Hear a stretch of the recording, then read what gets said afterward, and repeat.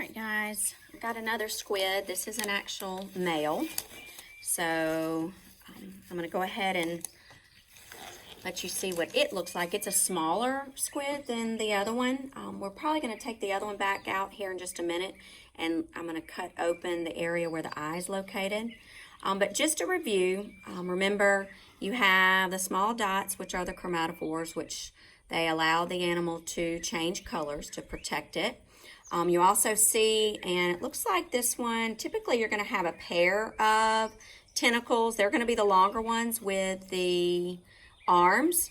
Of course, if you move all of this, you'll see the animal's mouth, the siphon there, and the fins. Of course, this is the mantle. All right, so when you open it up, you're going to see that they do not have the neomental glands. So right off the bat, we know this is a male. You have, of course, just like we mentioned with the female, you have your gills on either side. There's the ink sac there.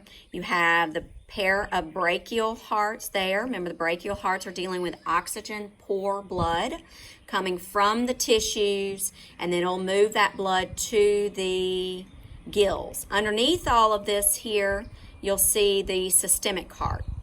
I'm trying to hold it up and point at the same time. So you see the systemic heart here, and it's going to deal with collecting the oxygen rich blood from the gills, and then it will move it to all of the tissues in the body. All right, so here's this animal's stomach. So let me move this out of the way. So you've got the stomach here, and then below the stomach, and you weren't able to see that in the female because of the ovaries, but below the stomach, you have the cecum. All right, so here's the cecum here. You also, this is a male, so over here you have gonad, and then it's going to connect to the male reproductive structure here, so you can kind of see that there. All right, and let me see just quickly. I'm going to see if I can't pull the pin out. Of course, I think I've already broken it. I wanted to pull out that pin. I can keep it all attached. Yes, all right. So here is this animal's pin. Remember, it is a structure made of chitin, and it's a hardened structure, and it will protect the animal. It's interesting, in your instructions for the dissection, you can actually take that ink sac and kind of pull that ink sac out. And of course, if you open that ink sac up, some of that ink will come out. And in the instructions, it talks about using the pen, and you could actually take some of that ink out. And so some students do that. Use the pen just as if you were writing with a pen, and use that to write on your paper. So let's see if we can't. So you can kind of see how the ink is coming there. All right, so that's the male. And we knew it was male, first of all, because it didn't have the neomental glands. And of course, the ovaries are quite obvious as well.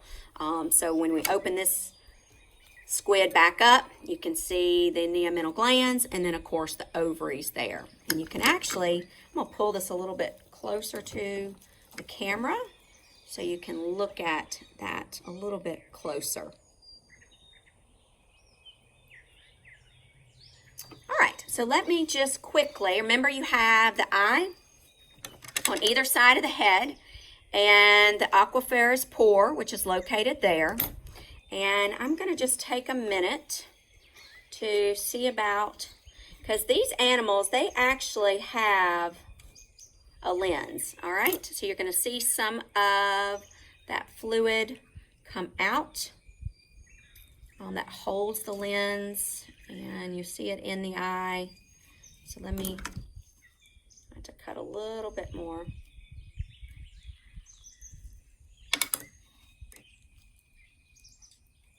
There we go. All right. So you may know with humans, we also have a lens. So that's going to be one of the structures when we talk about these animals being highly intelligent. When we look at, one second, let me pull ahead.